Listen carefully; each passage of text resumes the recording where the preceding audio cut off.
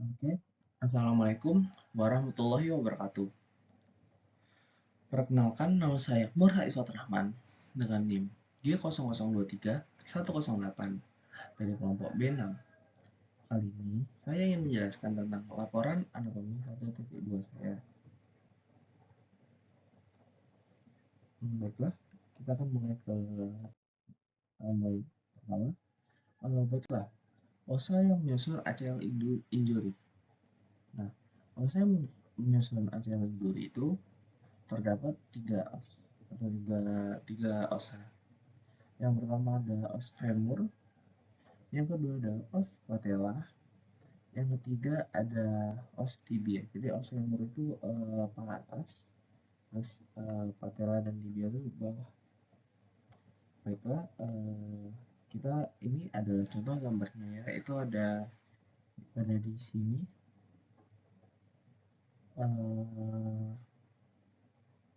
ada apa namanya? Ini ada femur, patella, tibia. Nah, patella tuh di sini ya, di femur. Jadi kalau fibula ini dia nggak nempel sama si ACL injury-nya, jadi nggak masuk di sini. Baiklah, kita langsung lanjut next. Nah, selanjutnya adalah ligamen-ligamen yang memperkuat artikulasi tersebut. Nah, ligamen-ligamennya ini adalah ada 4. Yang pertama ada medial collateral ligamen atau ligamen medial collateral. Yang kedua ada lateral collateral ligamen. Lalu yang ketiga ada PCL atau posterior cruciate ligament. Lalu yang terakhir yang kita bahas adalah ACL atau anterior cruciate ligament. Nah, ini adalah gambarnya. Baiklah, kita lanjut next. Nah, lalu selanjutnya adalah otot-otot yang berada di daerah tersebut. Nah, otot-otot yang berada di daerah tersebut adalah yang pertama ada hamstring muscle. Ya, yang berada pada daerah tersebut adalah hamstring muscle. Ada bicep femoris, ada musculus semitendinosus, sama musculus semimembranosus. Selanjutnya, otot dan tendon yang berperan dalam pergerakan tersebut. Ini adalah quadriceps, terbagi menjadi 4. Yang pertama ada rectus femoralis, lalu ada vastus medialis di sini, lalu ada vastus intermedialis di sini, lalu yang terakhir ada vastus lateralis di sini. Baiklah, kita akan lanjut. Ini adalah gambarnya ya. Kita lanjut ke slide selanjutnya. Nah, bursa khas yang ada pada struktur tersebut. Nah, bursa yang ada di sini adalah ada 4 ya ini. 1, bursa scapula. Yang kedua ada bursa subscapula. Yang ketiga ada bursa ini. Yang terakhir ada bursa scoop ini. Nah, ini adalah contoh gambarnya ya. Jadi ada bursa khas pada ACL injury ini terdapat 4. Selanjutnya adalah vaskularisasinya, ada arteri dan vena. Nah, pada arteri ada tiga jenis arteri. Yang pertama adalah arteri popliteal. Fungsinya adalah memasok darah yang kaya akan oksigen ke otot di patella. Yang kedua ada arteri tibialis posterior. Fungsinya memasok darah ke bagian belakang kaki. Yang kedua ada arteri fibular, memasok darah ke bagian belakang kaki. Selanjutnya ada vena popliteal. Pada vena itu terdapat vena popliteal, vena utama yang mengembalikan darah ke jantung dari kaki. Yang terakhir ada arteri fibular, yaitu vena kecil yang mengembalikan darah ke jantung dari kaki. Nah, selanjutnya ada plexus brachialis. Plexus brachialis adalah pangkal dari serabut-serabut. saraf yang berasal dari medula spinalis. Nah, medula spinalis yang mempersarafi ekstremitas superior. Lalu, plexus branchialis merupakan serabut saraf yang berasal dari ramus anterior, radik saraf C5 sampai T1. Lalu, plexus branchialis adalah sebuah jaringan saraf dari tulang belakang yang berasal dari belakang leher, lalu meluas ke aksila atau ketiak, dan menimbulkan saraf untuk ekstremitas bagian atas atau superior. Plexus branchialis dibentuk oleh penyatuan dari kelima bagian saraf.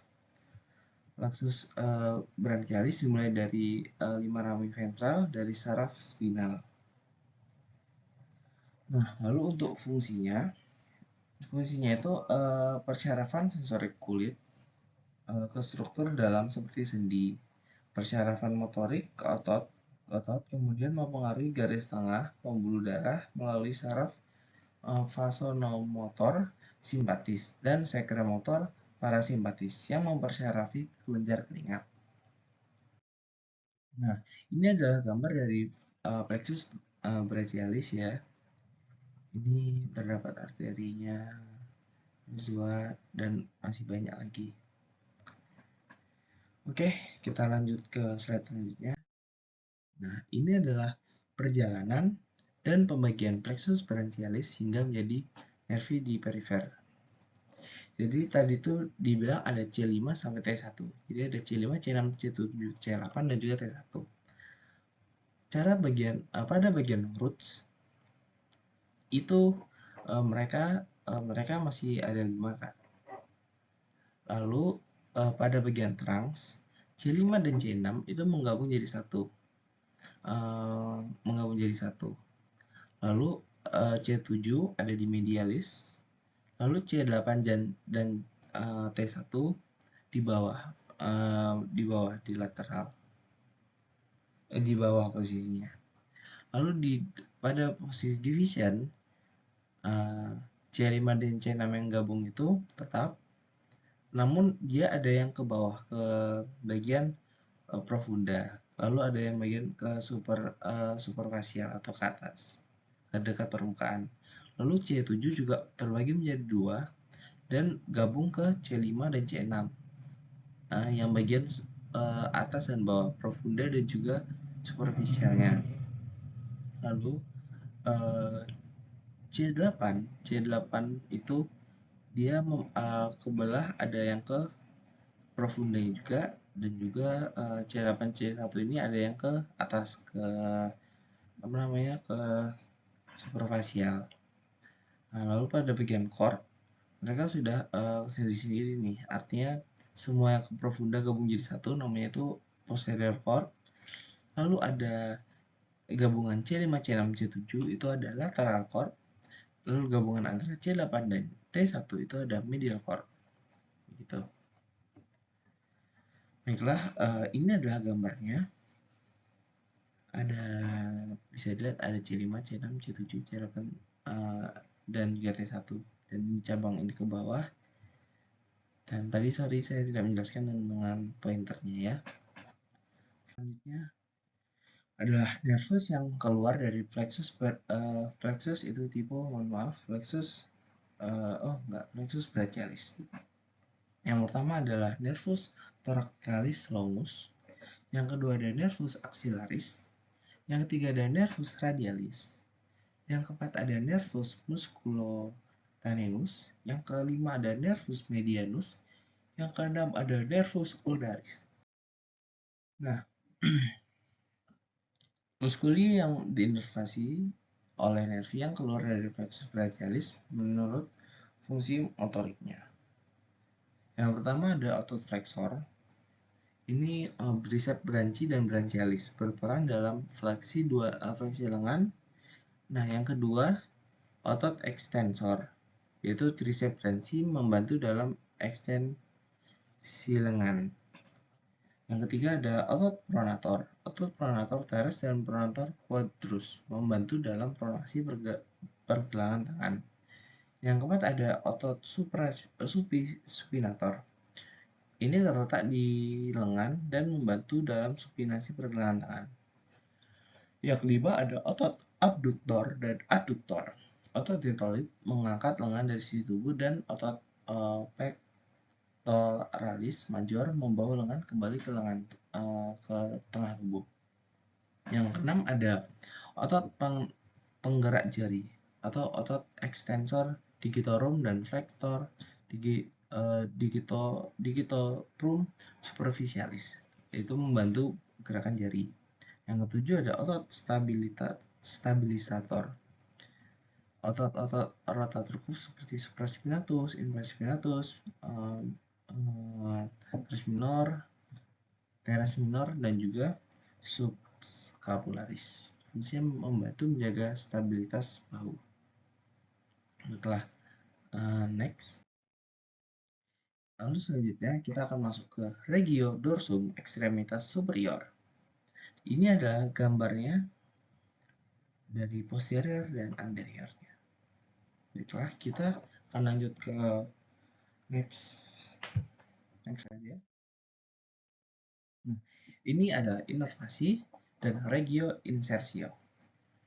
Pada musculus trapezius, origonya itu protubrantia occipitalis externa, lalu processus spinosus, VC7 dan semua VT.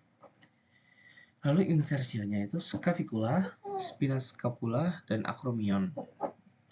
Lalu musculus latissimus dorsi itu ada processus spinosus VT7 sampai 12, lalu ada spina iliaca, lalu ada 4 costai bagian bawah. Itu untuk origonya. Lalu untuk insersio itu ada sulcus intertubercularis humeri. Lalu pada innervasia terdapat neurothoracica. Lalu pada musculus rhomboideus mayor, origonya terdapat processus spinosus VT 2-5. Lalu pada insersionya ada margo medialis scapula. Lalu yang ketiga innervasinya ada neurodorsalis scapulae. Lalu yang keempat adalah rhomboideus minor. Pada origo terdapat processus spinosus VT7 dan juga VT1. Nah, lalu pada insersio terdapat margo medialis scapulae. Nah, lalu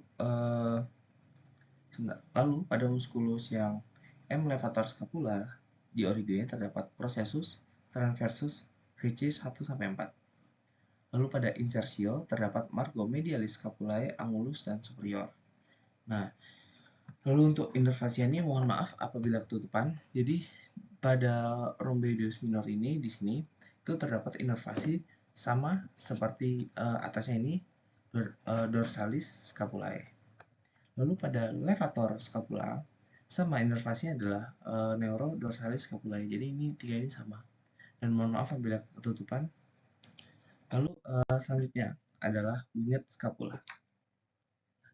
Unit scapula ini adalah istilah yang digunakan ketika otot-otot scapula terlalu lemah atau lumpuh dan mengakibatkan terbatasnya kemampuan untuk menstabilkan scapula. Nah, ini adalah contoh gambarnya bisa dilihat di PPT. Akibatnya, batas medial atau lateral scapula menonjol dari belakang seperti sayap. Nah, bentuknya itu kayak adik kita tuh punya sayap gitu. Nah, lalu alasan utama untuk kondisi ini ada dengan ini adalah terkait dengan muskuloskeletal dan neurologis. Nah, lalu sayap scapula mengganggu ritme scapulohumeral. Itu berkontribusi terhadap hilangnya kekuatan dan terbatasnya fleksi dan abduksi pada ekstremitas atas dan dapat menjadi sumber rasa sakit yang cukup besar. Kondisi yang melemahkan ini dapat mempengaruhi kemampuan mengangkat, menarik, dan mendorong benda berat serta melakukan aktivitas hidup sehari-hari seperti menyikat rambut dan gigi serta membawa tas belanjaan. Nah, Ini adalah gambarnya nih. Jadi dia bentuknya tuh kayak seperti sayap itu. Baiklah, ini adalah nget scapula ya. Selanjutnya, oke, baiklah. Demikian eh, presentasi dari saya. Mohon maaf apabila terdapat kesalahan dan sekian. Terima kasih. Wassalamualaikum warahmatullahi wabarakatuh.